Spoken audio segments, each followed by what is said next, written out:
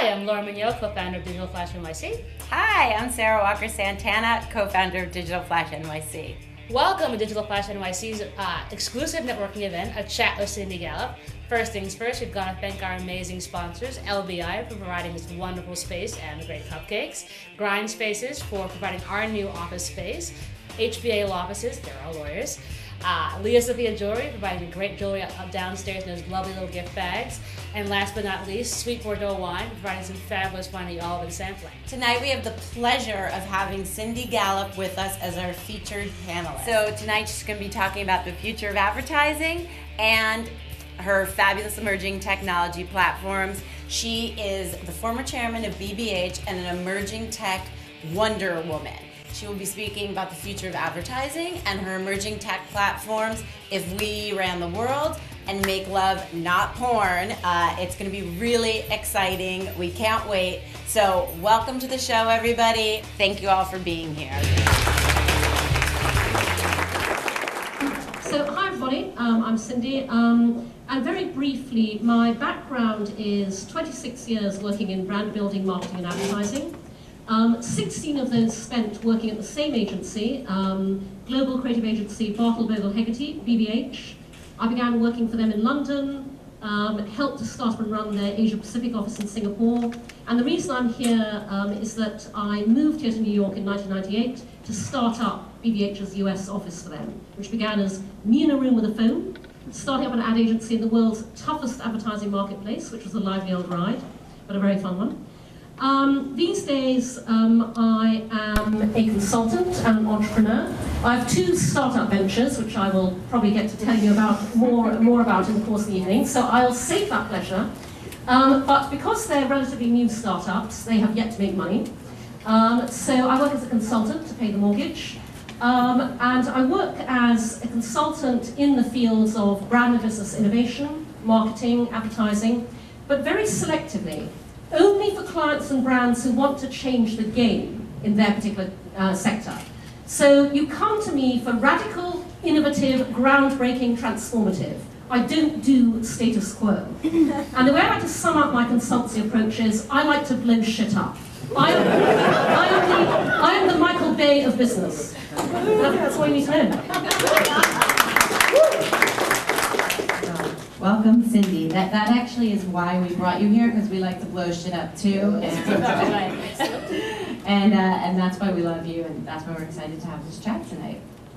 So, we always like to ask an icebreaker question just to kind of get things going, although you're very good at breaking the ice, and you don't even need an icebreaker question, but I think people will like this one. So, we know you have a fabulous art collection and fabulous home. We've been to your home, and that's actually why we sought you out, because we saw your home and we were like, we need to make this work. So, can you tell us, out of your art collection, what is your favorite piece, and what is like the fabulous Cindy story behind that piece?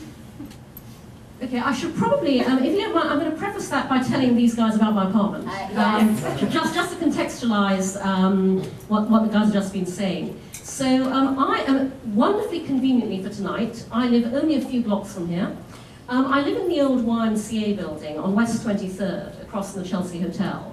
And the reason I live there is because I've always lived in Chelsea, ever since I moved here from London back in '98. I had a real estate broker who helped me find a rental apartment then. And I had exactly two directives for him. I said, I want to live downtown, I want to live in a loft. I didn't care where I lived, I just wanted that Manhattan lifestyle.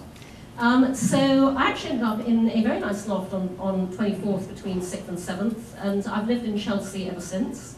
And so when I was looking to buy an apartment in 2003, I decided I really want to stay in this neighborhood, which is the point at which I then was utterly horrified at the prices of apartments in this neighborhood and the tiny amount of space you got for them. I've ended up in an extremely large apartment, but I've ended up there because it was a total bargain, and it was a total bargain because there was nothing there. As in, back in 2003, the YMCA had moved out, a developer bought the building, demolished everything, and was selling it off as raw space. So I basically went to see this space that was fairly affordable, and there was nothing there. No floor, no walls, no plumbing, no wiring, no ceiling, nothing.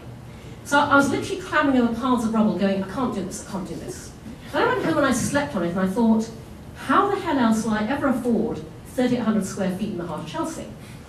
Okay, so I got the contracts from the developer and I took them to a lawyer who summed up our 2-hour conversation as, he said, if everything goes well, you've got a fantastic business deal. If everything goes badly, Armageddon.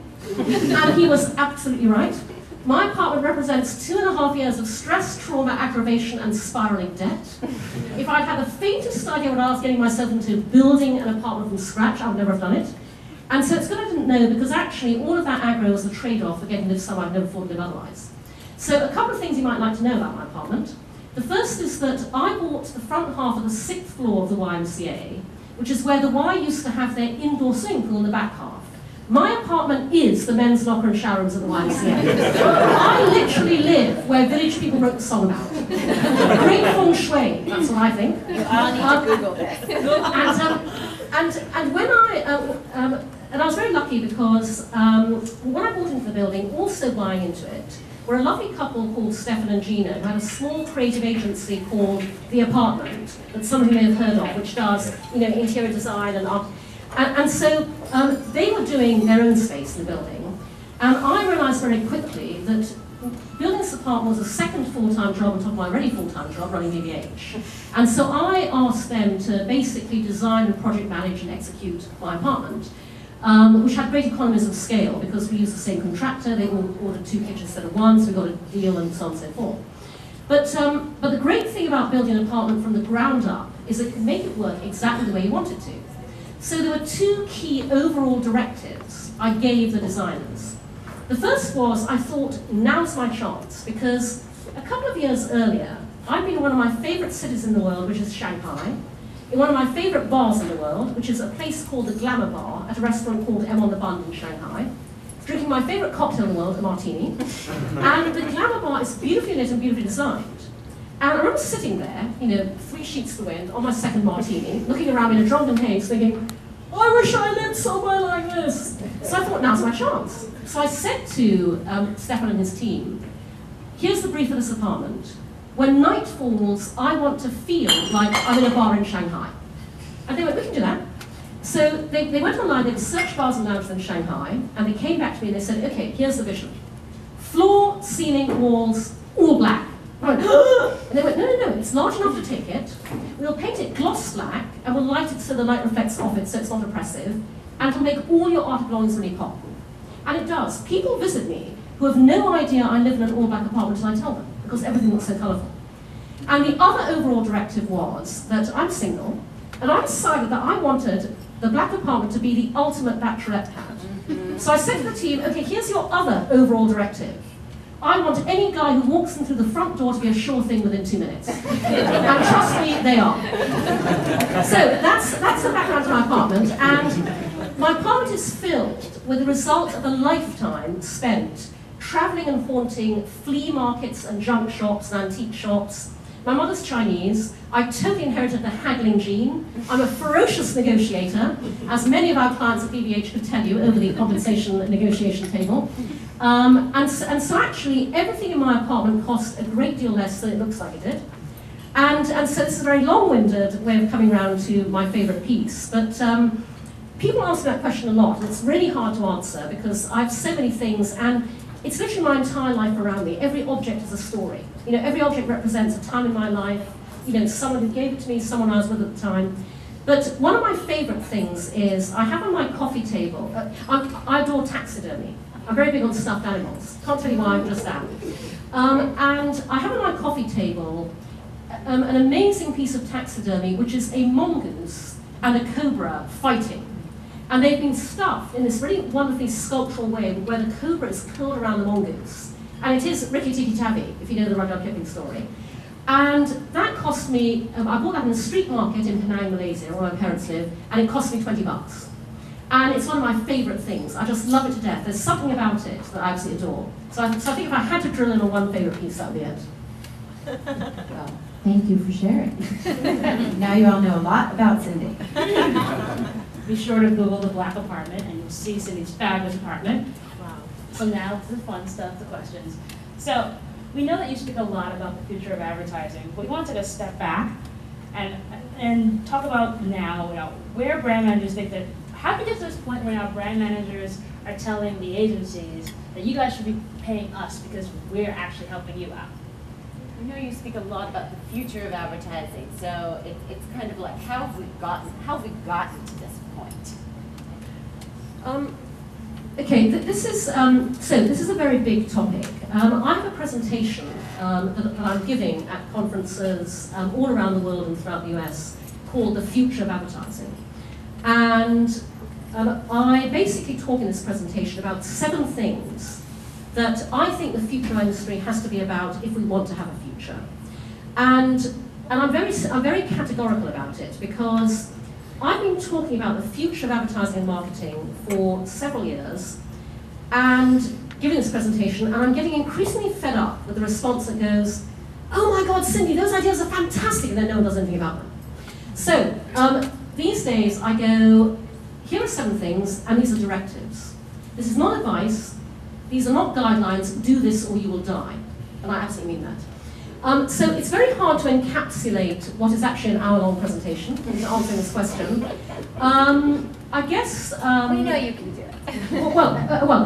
I guess I'll just pull a couple of points out of it to talk to this audience about. How many of you, by the way, are from the ad industry, or what you would describe as from the ad industry? Okay, interestingly, not that many. Probably about, what, 50-50? Yeah. You know, maybe 40 even to 60 not.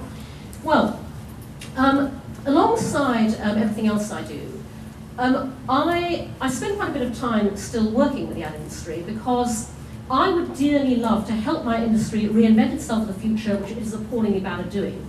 The enormous tragedy of our industry is that it is absolutely jam-packed full of brilliant, creative, intelligent, articulate people who spent all of that brilliance, creativity, intelligence, and articulacy focused 24/7 on their client's business and never left the noses from the grindstone and focused on themselves. If they'd ever done that, we would have reinvented the industry model and we'd be in a very different place to the place we are now. And so, when I talk about the future of advertising, one of the things I say the future industry is about is agency.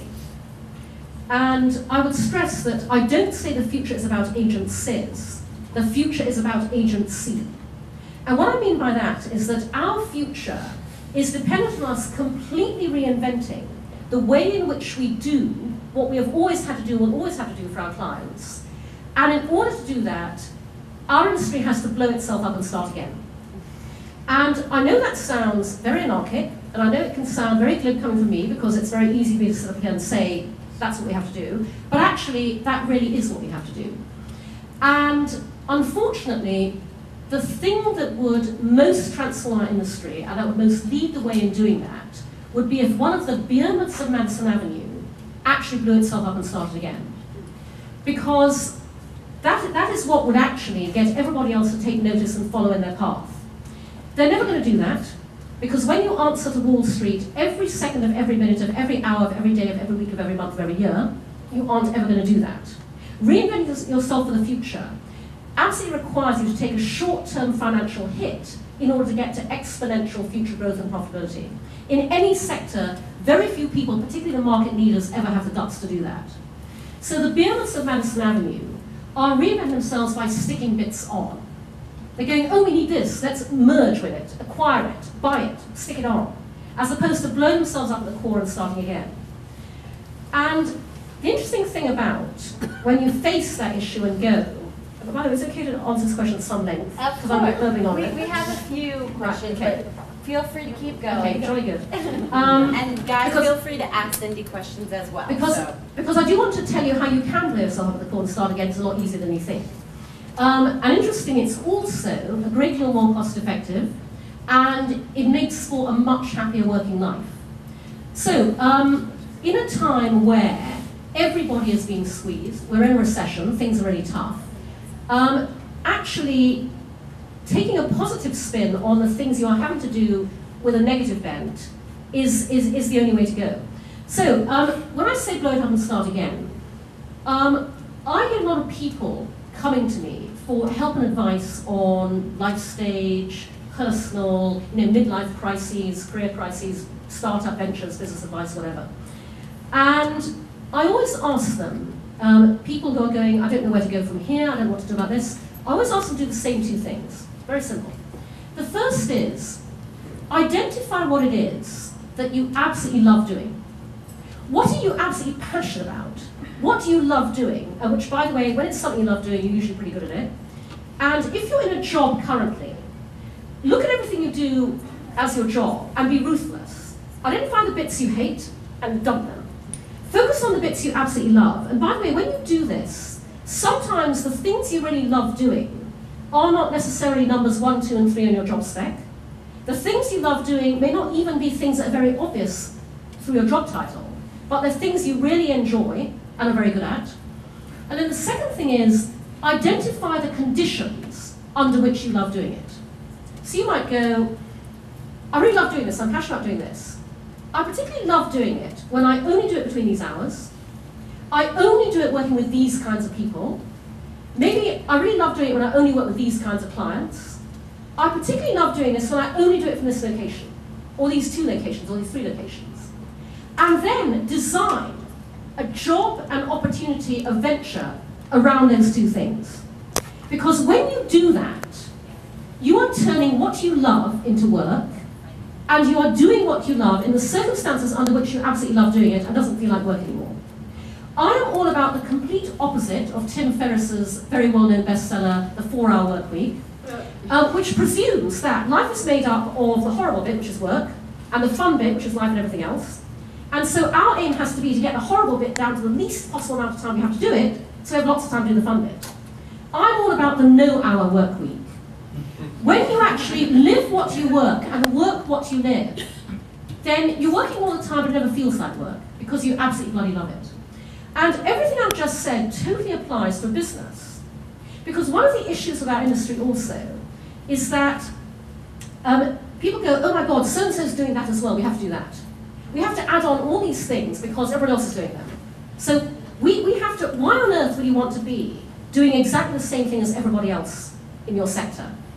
And in fact, this guy wrote a brilliant piece in the Harvard Business Review at the end of last year, where he talked about the fact that the real innovators and disruptors in any industry come in from the outside. Because, and that's particularly the case where they come into a market where everyone is engaging in what he called collaborative competition, which is where you are competing with each other by doing exactly the same thing everybody else is doing. And he had a great line in this piece where he said, if your strategies are aligned with what everyone else is doing, a single business bullet will take you all down. And I tweeted that and I said, are you listening? Porn and advertising. Because those are the 2 sectors where that is really true. But it's also true of music, movies, etc. So as a business, identify what it is that you absolutely love doing and you're brilliant at. Dump the rest. Identify the conditions under which you love doing it that enable you to do your best work. Dump everything else. And when you do that, it's remarkably cost effective because it cuts out a whole layer of overheads, costs, etc. And you end up with a much happier working life for your employees.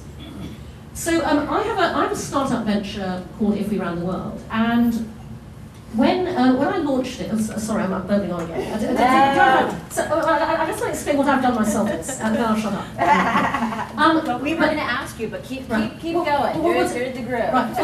Well, this is a particular point because when we launched, I said to my team, I want us to innovate in every aspect of how we design and operate If We Ran the World as a business venture as much as the actual web platform itself.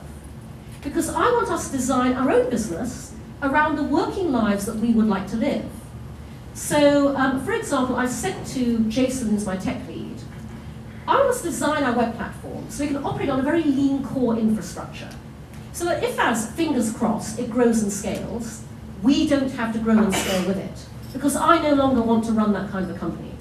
I spent years as an ad agency CEO running the kind of business where, as you grow and get more business, you have to keep scaling and you get more unwieldy. I don't want to do that anymore. And in the world of technology, you can absolutely automate and you can design so that you only ever need a really lean core team. I demand extraordinary. I only hire extraordinary, and I will work with extraordinary therefore wherever I find it. The rest of my team is not based in New York where I am. Jason's in San Diego, my programmer's in San Francisco, my head of user experience is in Seattle. We remote work. The Skype video call has transformed my life, and it's free. We don't need an office. You know, we might take our pensions off to come and hang out and grind, but actually, you know, we work out of my apartment. I mean, we come together at key nodes of the process. But we work out of my apartment. My team works out of theirs, out of coffee shops, out of hotel lobbies. We're a very future-forward venture, and part of this also is the business model for IF around the world is grounded in the brand and business user proposition. So I said to Uni, who's my co-founder, head of user experience, whose background is in digital advertising. She was a creative director of Digitas for many years. She was ECD at Blast Radius. She was the head of digital at Obama's agency, GM&B in Washington. And so she knew what I was talking about when I said to her, we're going to have brands as clients. I want us to design our brand and business user interface and experience so that we design out all the shit and we design in the good stuff. What I meant by that was I spent years as an ad agency CEO dealing with shit. Dealing with aggravating client compensation negotiations, frictionated meetings, argy-bargy, difficult times. This is my business. I can operate it any way I want. I choose to redesign my relationship with my clients through redesigning the business user experience and interface so that we design the good stuff, we design out the crap. Now, work in progress, okay, obviously, as these things always are. But if more ad agencies thought about the client-agency relationship in that way, we'd also be in a different place. Well, thank you. Any questions? You guys feel free to ask questions. Marty? Yeah, how successful have you been in attracting clients with this philosophy? So the question was, how successful have you been in attracting clients with your philosophy? Sure. In order to answer that, let me just explain what my business is. So if we around the world is an idea that I had several years ago, but when I had it, I went, this is one of those ideas I have to make happen or die trying. And it comes from two places. It comes from the kind of person I am, and it comes from the industry that is my background, which is advertising. So as you can probably tell by now, I'm a very action-oriented person. I'm all about making things happen. I totally believe in be the change you want to see. I have very low tolerance levels of people who whinge and complain about stuff and never do anything to change it. All of that made me realize that the single biggest pool of untapped natural resource in this world is human good intentions that never translate into action. And there's another, equally large, equally powerful untapped pool of resource, which is corporate good intentions. Because companies have good intentions too, but just like people, they find it really hard to find quick, easy, and simple ways to act on them, importantly in ways that then make sense for and help drive their business.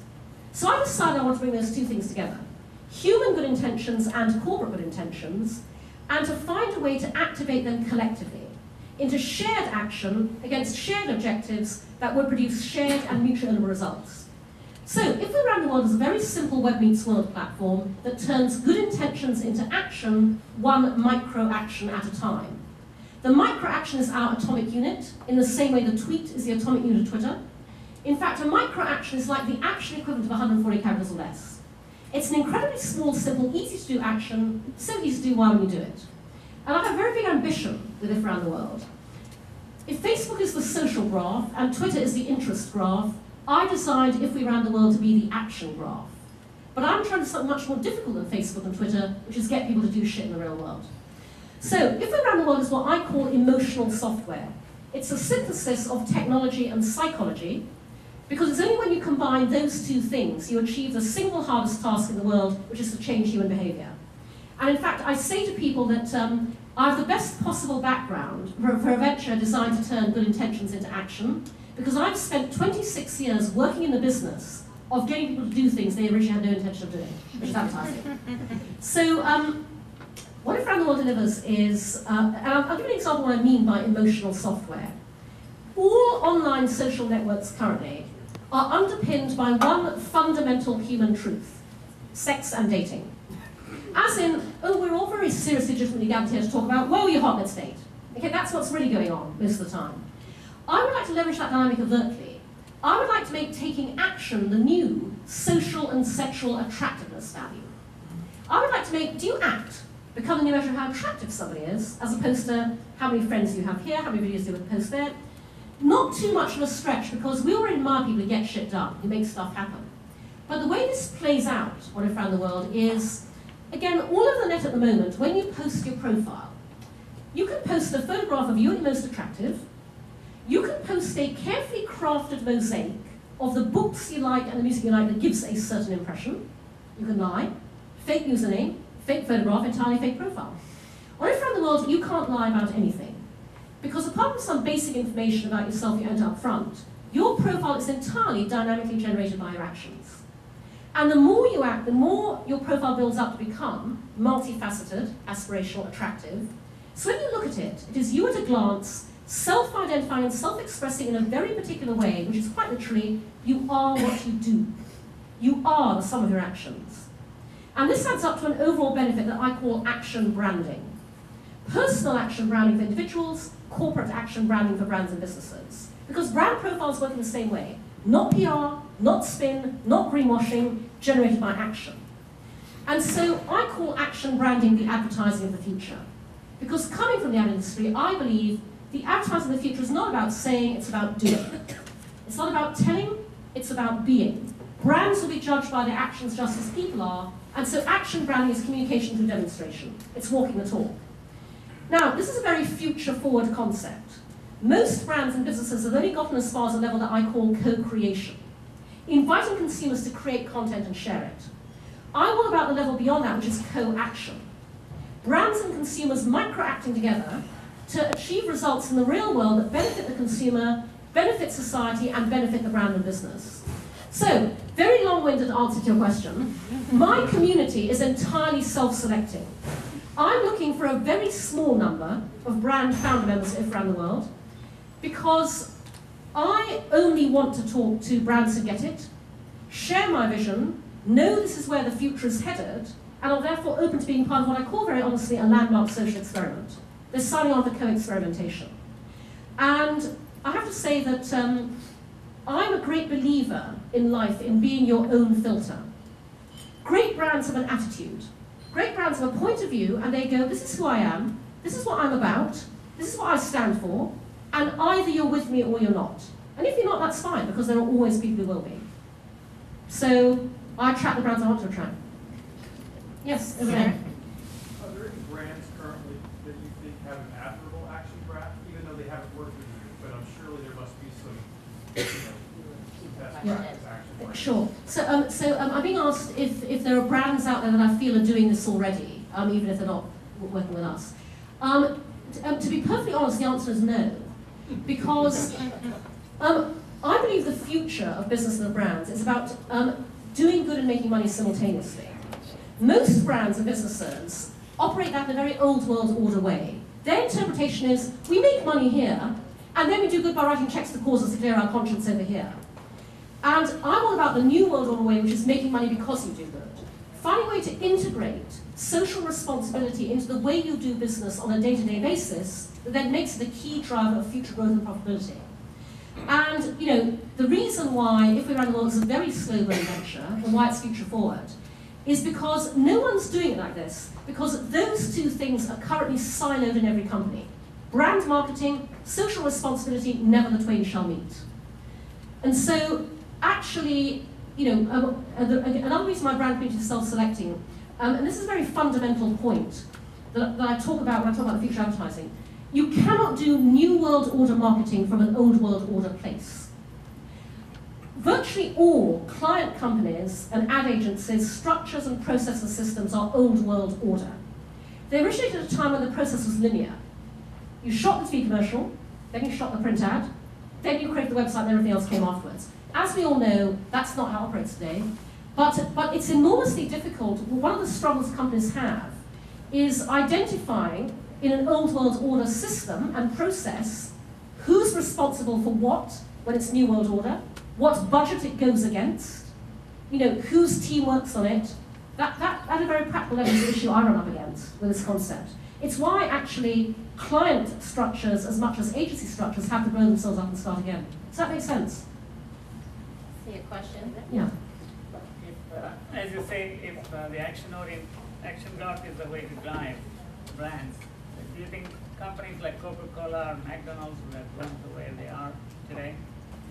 Well, do you know, the very interesting thing is that... Do you mind repeating? Oh, sorry, yeah. So the question was that, you know, if I believe the future of brands is the action graph, would Coca-Cola and McDonald's have benefited from doing that to get to... And actually, the interesting thing is that historically, many of today's great brands and companies absolutely operated what I'm talking about without consciously calling it that.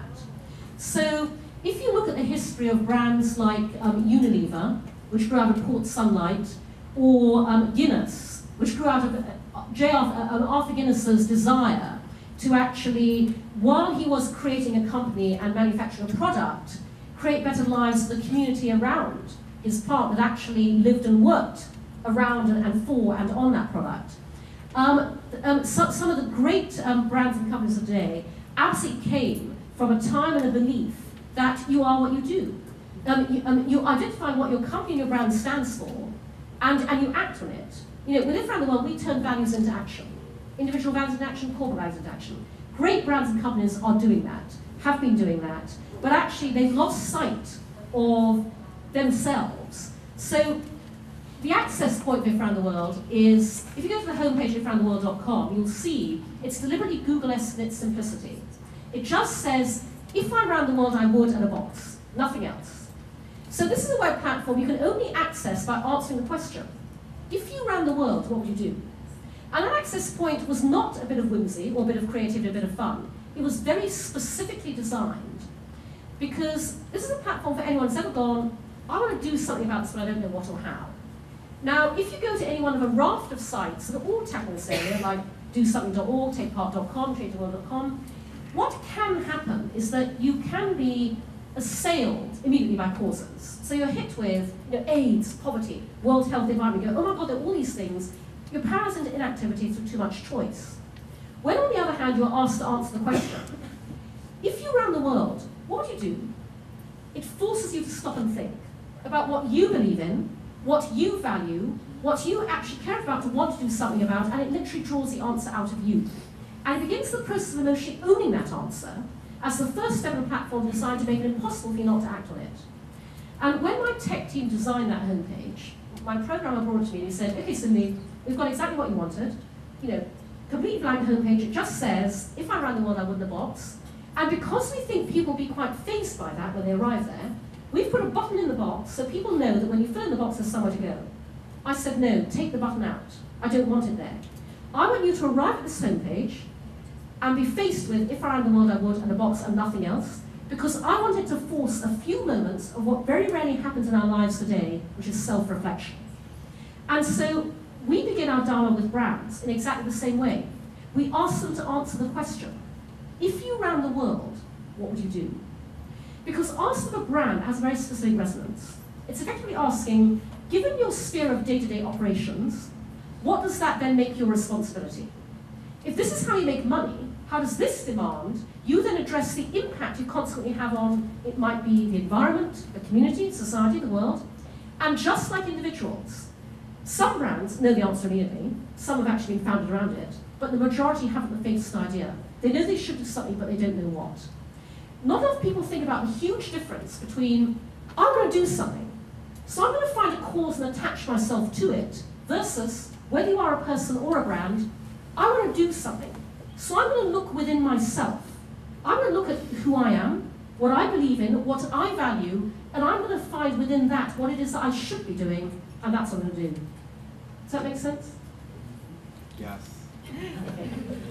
Well, I think you've touched on this a bit, but when agencies are thinking about how to reinvent themselves and maybe get to this action graph and be better serving towards their clients, how can they maybe be a little bit more nimble in the future? I mean, obviously you've been talking about the old guard and these old ideas, and how can these larger agencies that really can't turn around as quickly as maybe they would like to, be a bit more nimble, get a little more creative, maybe get some of that magic back from the past that they had before? Okay, screw being a little bit more nimble, a little bit more creative. Fuck that. Okay, seriously. Sorry, guys. I hope you don't. But that's the problem with that industry at the moment. How about be a little bit more? How about we adjust around the edges? Sorry, I don't. Go for it. But that's why I say blow yourselves up and start again. Because the future is not about being a little bit more this, a little bit more that. You absolutely cannot reinvent yourself for the future if that's what you're doing. That's what a lot of people are doing. So, as I said earlier, blow yourselves up and start again. Look at what you love doing, look at the conditions under which you love doing it, build it around that. Some more things. If we around the world is all about leveraging the fact that the old top-down model is broken, of making things happen through hierarchies, organizations, institutions. Today there's a new bottom-up model emerging of collaborative people power and collective action. That's actually what agencies should be tapping into as well. One of my personal bugbears is that the ad industry never listens to the youngest people coming into it. I talk to Gen Y a lot, and I talk to Gen Y in the ad industry a lot, and they have some very interesting observations when they come completely fresh into an industry that's been operating the same way for a very long time. And by the way, Clay Shirky, who's one of my internet heroes, said, institutions have a vested interest in perpetuating the problems to which they are the solution. And our industry is a very good example of that, as are a lot of others, by the way. But our agencies say, oh yeah, we believe great ideas come from anywhere. But they certainly don't act on that, because when you're in a really tough recession and you are slowing your guts out 24/7 and you're pitching every hour God gives you, then the most junior people on the team end up making the coffee and running around photocopying pitch decks or whatever. And I think our industry could benefit enormously by actively talking to and listening to the newest people to join it. I think that we have to get rid of all, again, explode the old world order process system structures, get rid of silos, disciplines mean nothing, hierarchies mean nothing, explode all of those. That's how you become flexible, nimble, real-time responsive in the way that you have to be. So, obviously, one of the huge showcase case studies for industry in the past year has been Wyman Kennedy's Old Spice campaign. For me, the most brilliant thing about that campaign, quite separate from the work itself, was the fact that required real-time responsiveness, and that required, therefore, massive client trust, and the willingness to let the agency go right ahead and do whatever they felt was right and creative and brilliant in an enormously tight time scale to get all of that out and into the public domain within the cycle that they determined for it. That was bloody brilliant. So, you can't make great things happen when you have the old world order systems and processes in place. So that's another very fundamental thing that you absolutely have to apply if you want to have a future. Does that answer the question? Of course. Good question. Well, Cindy, I love your theory about blow it all up. I tried to do the same thing with co-working. But we've talked about the service provider side of it, the agency side of it. How do you convince a client to buy into this and risk their brand and risk it all to take the shot? How do you convince a client to go with your blow it up theory? Okay, it's not about convincing the client. It goes back to what I said about be your own filter. You should decide who you are, what you stand for, therefore how you want to operate, and then if you have the right client relationships, they will completely trust you when you say to them, we are doing this because this is how we can do even more brilliant work for your business. And you will then also attract the kind of clients who want to work the way that you do. So in the first instance, it really is not about thinking about the client and what the client wants. If you turn yourselves into an agency that is doing the one thing or few things you're bloody brilliant at, in the way that makes you bloody brilliant at them, in a way, by the way, that will attract bloody brilliant people to work with you, then you are positioning yourself in the 21st century to create the best possible, most cutting-edge work for your clients. Your clients will love that, and other clients will want to come to you for that. It all starts with you. It always starts with you.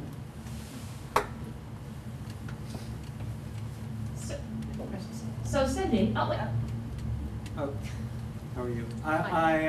How did you fill out the box on your website? That's enormously easy. If I ran the world, I would turn every single good intention into action. Because if we could do that, we would unleash a source of energy and power that could do extraordinary things in the world.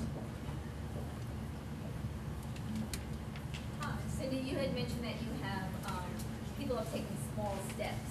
Can you just give us some examples of either some of those brands and or some of the small steps that, or small actions that people have taken? So the question is, what are some brands doing with their small steps? Sure, and I'll give you the example of, so our first brand founder member is Levi's. And in fact, this will give you a good sense of how we want to work with brands, because what we do is we create action programs that are designed to integrate social responsibility in business, as I said. So when I met with Levi's back in the summer of 2009, they had just launched their then completely new campaign through Wyden with the tagline, "Go Forth," which is a very nice campaign. It was a clarion call for Youth America to build a future America. Took the Declaration of Independence, repurposed it in youth language to become a modern-day, youth manifesto. Lots of beautiful black and white photographs of guys and girls in prairies, cornfields, in Levi's. Still just an ad campaign. And so I said to them, this is how you would activate Go Forth with an action program designed to roll up brand, product, social responsibility, and business in a way that would do an awful lot of good and sell along Levi's.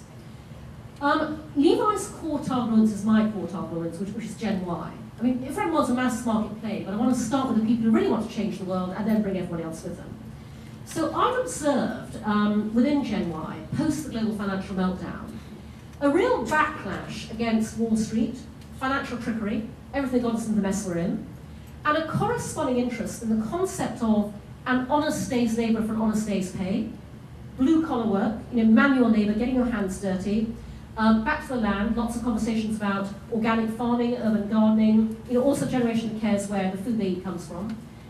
And I said to Levi's, that represents a real opportunity to quite literally invite the Youth America to rebuild America from the ground up, with community-based action programs designed to regenerate communities afflicted by urban blight. I gave the example of Detroit, or natural disaster, New Orleans post-Hurricane Katrina. Create action platforms and micro-actions that invite people to come and get their hands dirty, so you could help build low-income housing. But you don't have to do that on the spot. You can do things from further afield, like donate supplies. But what do you wear when you do that work? You wear the original jeans that were created for exactly that purpose back in the 1800s of miners, to get their hands dirty. And so you basically authenticate Levi's brand values by turning them into action. You give the consumer an emotional rationale for why they should buy the brand and the product, and you take action and you invite your consumers to come and interact with you. So Levi's like that, and they signed on as our first brand member even before we launched, and I love them to death for the faith they have in us. And they briefed onto Wyden, and Wyden identified a small town in Pennsylvania called Braddock. Used to be a mining town, the mines closed down years ago, decimated the population. Braddock today is dirt poor. It has a wonderful mayor called John Fetterman, one of the youngest mayors in America, a very visionary guy, who has been working for the past several years to try and rebuild Braddock from the ground up with the community. So Braddock formed the linchpin for the marketing program around Levi's new range of denim called Workwear. The tagline was, "We are all workers." And we have been and are working with Levi's and Braddock to help the community through action platforms like, if Levi's around the world, they would regenerate the Braddock Carnegie Library, they would expand Braddock Farms. And so these have micro-actions where you can come and actually work on the farm, which my team and I have done. But you can also do things like, the farm has a wish list on Amazon, small low-ticket items, so you can buy and donate garden shears, like 30 bucks. You can support, in other ways. And it's very important to say that we are all about return on action defined by quality of action. So a micro-action can be, like this Facebook page, share it, but to us that's meaningless. One of the micro-actions on the farm's action platform is donate a smartphone. 2 people donated iPhones around the world. What that meant the farm could do that they couldn't do before is they can now take photographs of that morning's organic crops, email them to local restaurants, the restaurants can place orders immediately, and the farm can deliver. And the community are helping to get themselves out of poverty accordingly. So those are just some examples of the kinds of things that, but to be honest, a micro-action is anything you want it to be. So if Run was not just about good causes, it's to turn any intention you have into action. So I love the fact that one of our users said, if I ran the world, I would become a stripper. And then she created microactions that were work out 3 times a week, buy a pair of 6-inch heels. Great. Yeah, I mean, seriously. I mean, we actually launched it around the world as what the tech world calls minimum viable product 18 months ago with a demo at TED last year. Because we decided to real world test it while we are still building it. Because we realized that we wouldn't know how people want to use this platform until we put it out there and found out. And so we're not just a crowdsourced platform, we're quite literally a crowdsourced venture. Because our users are helping us craft and shape the user experience based on their real-world, real-time input and feedback. And they're using it in ways that we never envisaged. Yeah? Do you have a sliding scale for clients who you believe in and they get what you're saying but cannot afford to pay the kind of rates that LBi's can pay? Okay, so when I talked earlier about redesigning your business, what our industry should do is also redesign the business model. So I designed my business model around the world to be universal, democratic, transparent, and eminently affordable. I did that for 3 reasons. The first is that I read years ago in the Harvard Business Review a quote where somebody said, the single most destabilizing dynamic in any organization is a sense of unfairness. And they're absolutely right. So the principles of our business model are exactly the same for everybody. The absolute amounts differ based on the amount of work the brand's asking us to do. But the basis on which we cost out is the same. And by the way, it's eminently affordable. It's a sliding scale based on the size of business. Secondly, it's transparent because it's funny to think about this now because this doesn't happen anymore. But 3 years ago when I had this concept, people said to me, oh my God, Cindy, you want to make money out of venture design to do good? You can't do that. You have to be a non-profit. I went, screw that, I want to make money. But in that case, I would design my business model to be totally transparent. So then anyone says to me, how do you make money? I can just lift the veil and show them. I've got nothing to hide. And the third reason I designed my business model to be that way was because I didn't want to have to worry my pretty little head about it. And what I mean by that is, again, I spent years as an ad agency CEO dealing with very complicated compensation negotiations, which had to be renegotiated every single year from scratch, lots of back and forth. And now it's my own startup. I went, I want a business model I can keep in my head.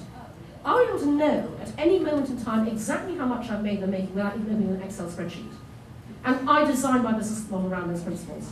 So yeah, it's eminently affordable for businesses of all sizes. I think we have one more question for you. This is the last from us, and then we'll let the audience ask a couple more.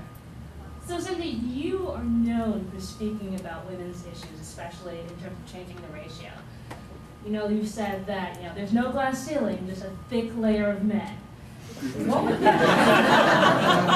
And by the way, I have to just say, that wasn't me. I was quoting a wonderful lady called Kathy Matsui who did a fantastic talk at TEDx Tokyo, where she said, there is no glass ceiling, there is only a thick layer of men. She's right. So what would your advice be to a woman who's in her job and she feels like she's not getting ahead? Okay, so yeah, just to confirm that I'm a rampant feminist. And I always use that adjective because if anyone asks me if I'm a feminist, that's how much of a feminist I am. I totally subscribe to Madeleine Albright's great quote, there is a special place reserved in hell for women who do not help other women. I'm all about championing women's rights and issues in business generally, in advertising, and in technology, where I now work. And it's extremely difficult because, my advice to women, several years ago, there was a big research study conducted on women in the workplace. And what this identified, unsurprisingly I suspect to any woman here, was that as a woman at work, if you operate in the way that you are naturally inclined to, along feminine values, feminine principles, you are seen as weak, pathetic, and ineffectual. If you operate the way the men do, you are seen as a domineering, aggressive bitch. And the title of this research study said, this research study was actually called Damned If You Do, Doomed If You Don't. And the New York Times article that covered the study said, quite literally, quote, women can't win. We can't win. So in that situation, my advice to women is be the bitch. And I don't mean that literally because there is no excuse for unpleasant abusive behavior, whatever the gender in the workplace. What I mean is, if you are having to choose between being seen as a weak woman and being perceived as a domineering, aggressive bitch, take the course of action that may mean you'll be seen as a domineering, aggressive bitch, because it will get you further and it'll get you more of what you want than, unfortunately, operating the way you are naturally inclined to. Now, I find it depressing even saying that, and I'm delighted to say that just a couple of weeks ago, the Washington Post ran an article about a much more recent survey and a research study. The article was headlined, "What Men Can Learn from Women About Leadership in the 21st Century." And what it identified was that these days, the values and the behaviors that have always been seen as what define traditional leadership, and which are masculine values, command and control, are giving way to the fact that business going forwards has to be about collaboration, about consensus, and those are about sharing, and those are all the values that female leaders bring to the table. And by the way, feminine values and masculine values are not the provenance only of the gender to which they're assigned. You can be female and operate with masculine traits, you can be male and operate with feminine traits. The point being that the feminine traits and values have a much bigger role to play in leadership going forwards, and hopefully that will really help the cause of women. Because for the first time ever, there are more women in the US workforce than there are men, but we still do all the menial jobs, we are less well paid, and there are very, very few of us at senior levels in management ranks. And McKinsey released a study at the start of this year where they actually really drilled into why there are so few women who are, the CEOs of Fortune 500 companies in management ranks. And what they identified was that just as many women as men enter the workforce, and at every key inflection point where you get promoted, half as many women as men progress. And the single biggest factor in that is the fact that in order to progress up the career ladder, you have to have the dynamic of sponsorship by a member of the leadership and a member of management. Management is virtually always male. The leadership is virtually always male. Men are much more comfortable sponsoring, mentoring, coaching their own gender. Because we gravitate to our own gender because we feel more comfortable. If you want to sponsor a woman, you have to deal with the other, and something not so comfortable with. And also, and this is a very unfortunate truth, if you are a senior male, and remember that virtually all seniors are, then sponsoring a younger woman coming up the ranks, if she's attractive, can be a real issue, because you may be seen as taking an interest that is not entirely platonic and businesslike, and so senior male leaders don't want to put themselves in that position. So we are enormously handicapped, but we're also handicapped by ourselves.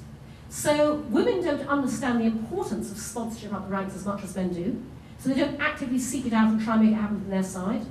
And also, I constantly have to say to women, why do you say the word self-promotion like it's a bad thing?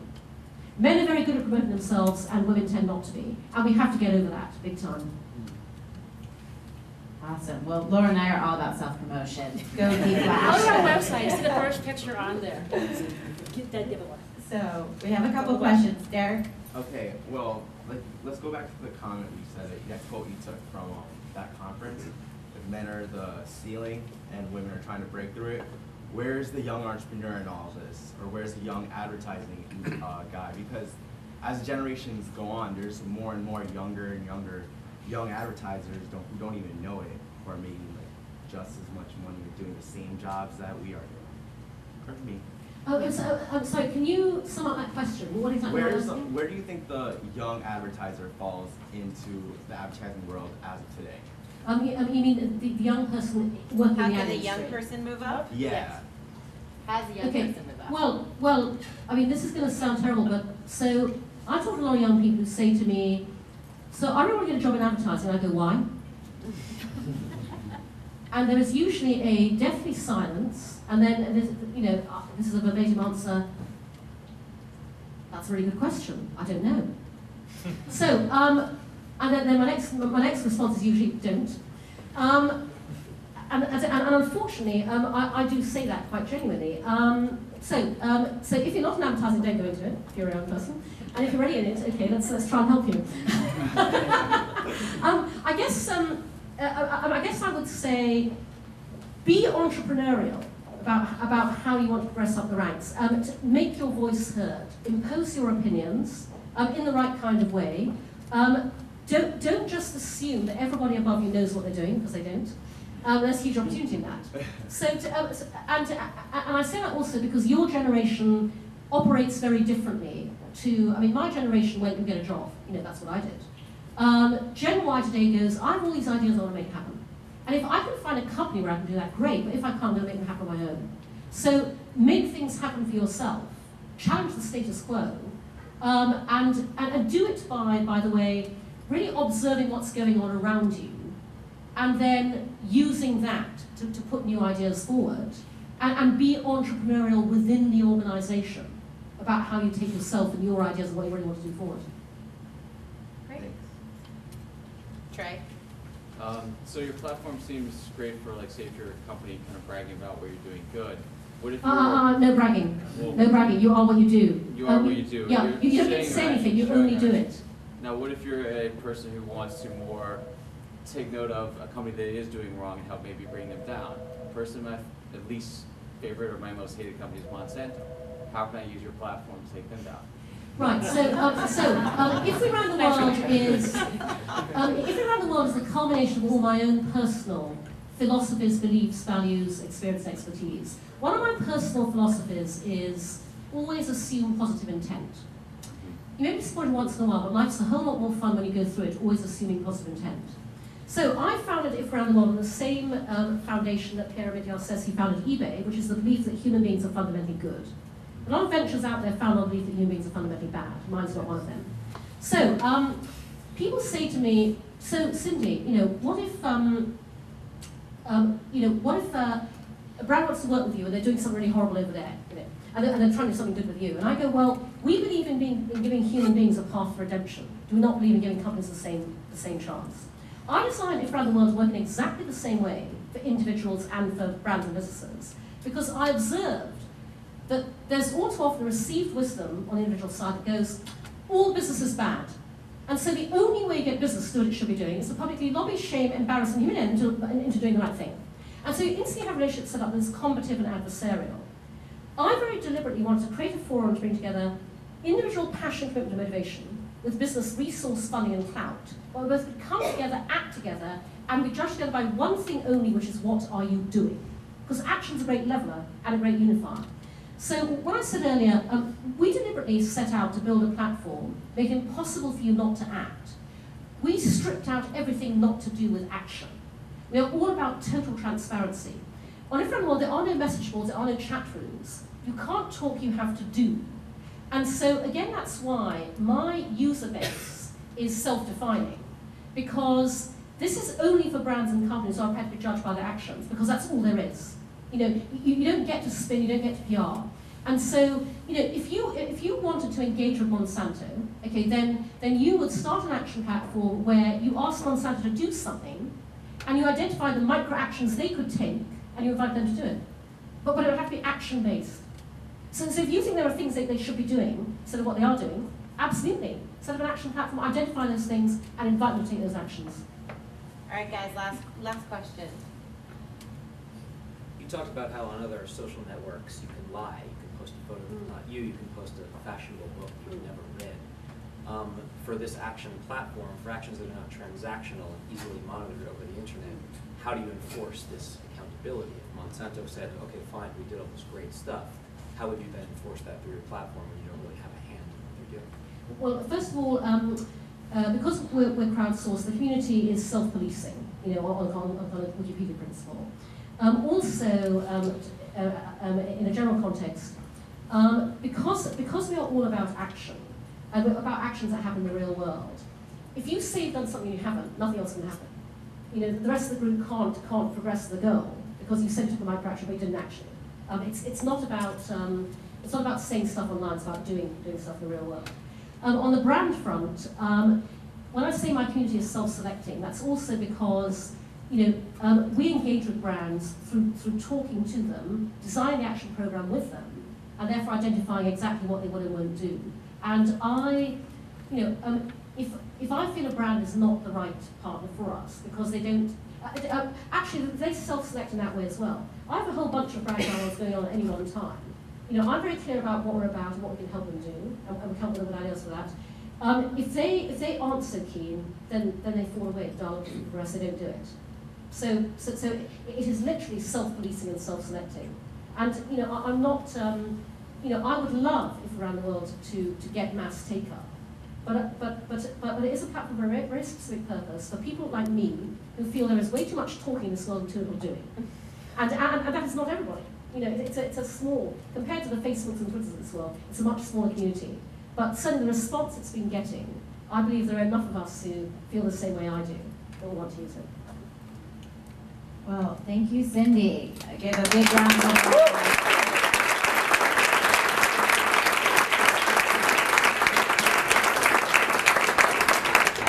Cindy did an excellent job of teaching us all how to blow it up tonight, and but one more. I never got to talk about porn. Well, go for it. All right. Go for it. Well, a few more minutes. I do just want to tell you about my other startup. Is that okay? Did you want to hear that? Yes. Yes. Okay, so I have a secondary startup called Make Love Not Porn.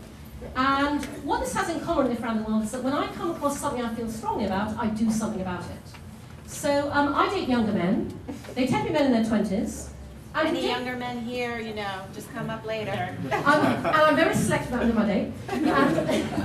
And through dating younger men, I encountered very directly and personally the real ramifications of the creeping ubiquity of hardcore pornography in our culture. So we now live in an era where porn is more freely and widely available via the internet than ever before. Kids are therefore accessing it at an earlier and earlier age than ever before. And so we now have an entire generation growing up that believes that what you see in hardcore porn is the way that you have sex. And this is exacerbated by the fact that we live in a culture of puritanism and hypocrisy. We all have sex, no one ever talks about it. Parents are too embarrassed to teach their children about sex, and schools and colleges tend to run into issues of political correctness if they try to make up the educational gap. And so hardcore porn has become, by default, the sex education of today, and that is not a good thing. So I launched on no money 2 years ago, which is why the site, by the way, is very basic and very clunky, a site called MakeLoveNotPorn.com. And what this site does is it posts the myths of hardcore porn and it balances them with the reality. The construct is porn world, real world. This is what happens in the porn world, this is what happens in the real world. And when I put it up, I said to my designer, I want this site to live in the world of hardcore porn. I don't want the slightest whiff of education or public service announcement about it, because I want it to go viral with kids in the way that porn goes viral. And the other thing I did was I made it funny. I wrote all the copy myself, and I made it deliberately light-hearted to defuse the awkwardness and embarrassment that exists around this whole topic. Two very important things about Make Love Not Porn.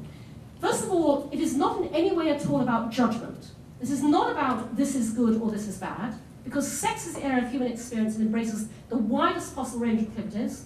And secondly, it is not anti-porn. I'm entirely pro-porn, I watch it regularly myself, and the issue I'm tackling is not porn. Porn has always been there, always will be.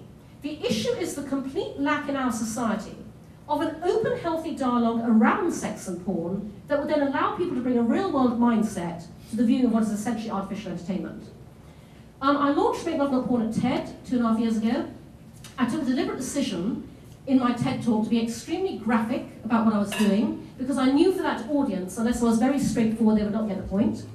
As a result, everybody who was at TED 2009 remembers my talk. If you Google me, you can find it. As one Twitterer said, it was probably the first time the words "come on my face" had been heard on the TED stage 6 times rapid succession. And the result has been extraordinary for a venture that I've had no money, time, resources, or funds to promote since. You can read a lot more about the responses in, I have a very short TED ebook, only $2.99. You can find it on Amazon and iTunes. It's called Make Love Not Porn, Technology's Hardcore Impact on Human Behavior. But the response has been so extraordinary, particularly in the context of, even before the content I put out there, what blows people away is the fact that I stood on a stage in public and I talked about what we all know and no one ever speaks about.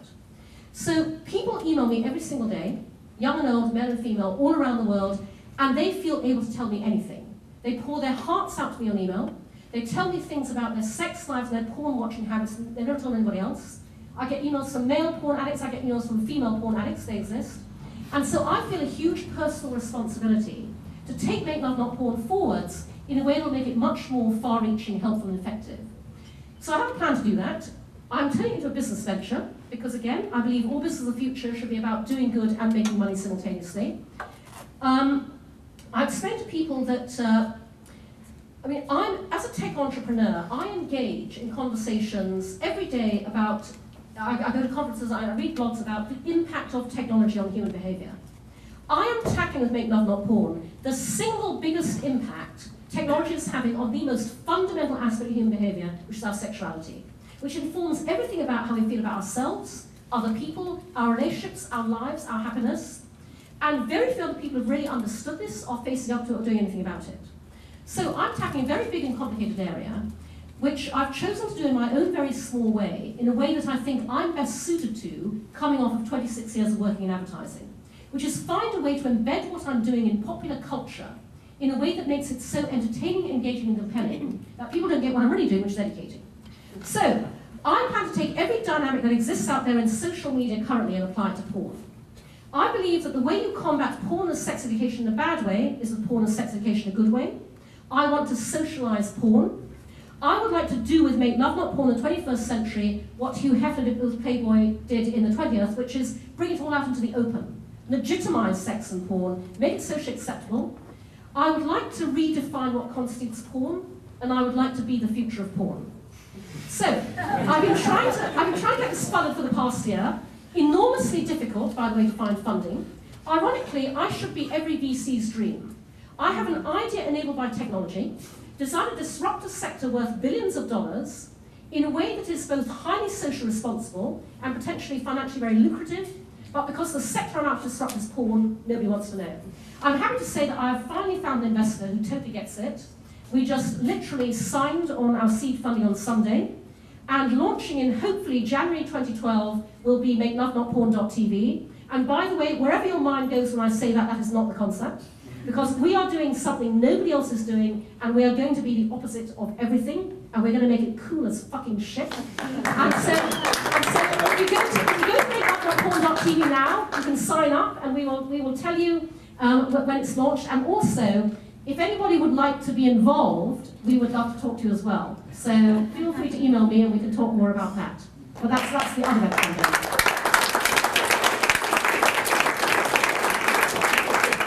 Well, on that note, I think we should all continue to enjoy the beverages and the snacks. Please feel free to mix and mingle, and obviously come talk to Cindy. She'll be sticking around, and feel free to ask her more about all of her ventures.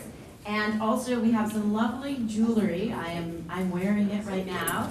So is Laura. The Leah Sophia jewelry is in the back, and there's surprises. You may be able to go home and win some. And there's gift bags downstairs. What? Hey. So thank you, everybody, for coming to Digital Flash. We look forward to seeing you